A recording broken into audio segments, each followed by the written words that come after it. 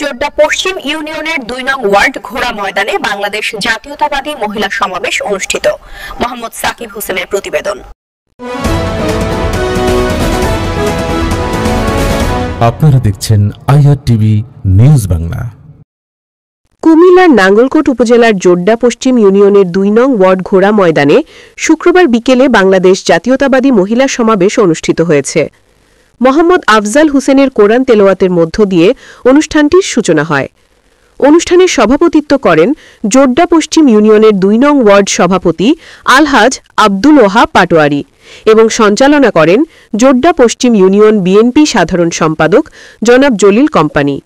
অনুষ্ঠানে প্রধান অতিথি হিসেবে উপস্থিত ছিলেন জোড্ডা পশ্চিম ইউনিয়ন বিএনপির সভাপতি ডাক্তার শাহজাহান মজুমদার।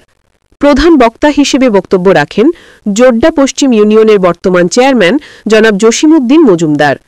এছাড়াও বক্তব্য রাখেন ইউনিয়ন বিএনপির সহসভাপতি জনাব সিরাজুল ইসলাম দিনু, সিনিয়র যুগ্ম সাধারণ সম্পাদক জনাব শাহজাহান কবির, ইউনিয়ন বিএনপির অন্যতম নেতা মোহাম্মদ জাকির মোল্লা, ইউনিয়ন যুবদলের সাধারণ সম্পাদক জনাব কামাল হোসেন স্বপন এবং বিএনপি সদস্য জনাব কামাল মোল্লা। ২ নং ওয়ার্ডের বিএনপির সিনিয়র যুগ্ম সাধারণ সম্পাদক মোহাম্মদ মনির মোল্লা।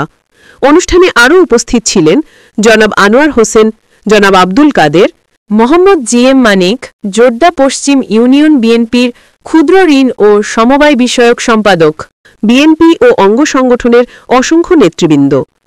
সমাবেশে বক্তারা বলেন, বাংলাদেশ জাতীয়তাবাদী মহিলা দলের ঐক্য ও ত্যাগের মাধ্যমে গণতন্ত্র পুনরুদ্ধারের আন্দোলনকে আরও বেগবান করতে হবে।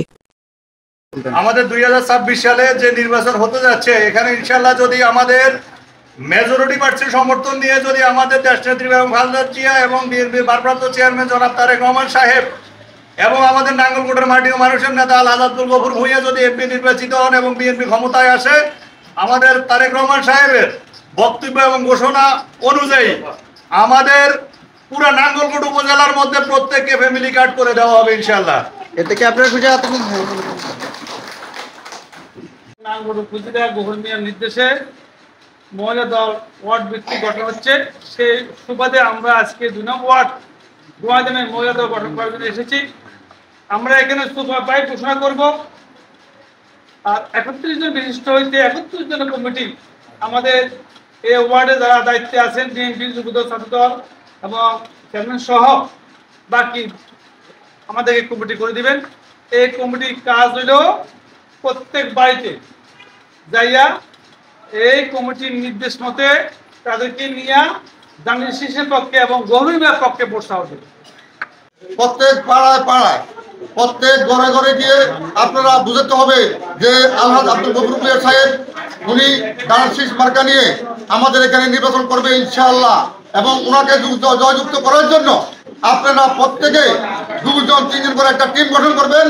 এই টিমের কাজ হবে একটাই, যে আপনারা প্রত্যেক ঘরে ঘরে গিয়ে তাদেরকে বুঝাবেন যে আলহাজ আব্দুল গফুর ভূঁইয়াকে দানের শীষ মার্কায় ভোট দিতে হবে।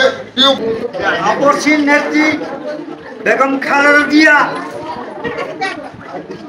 শহীদ প্রেসিডেন্ট জিয়াউর রহমান, তারুণ্যের অহংকার আমাদের তারেক রহমান সাহেব। আমাদের বুকে বল আছে, আমরা পার্টি করি, পার্টি পয়সা খাওয়ার জন্য।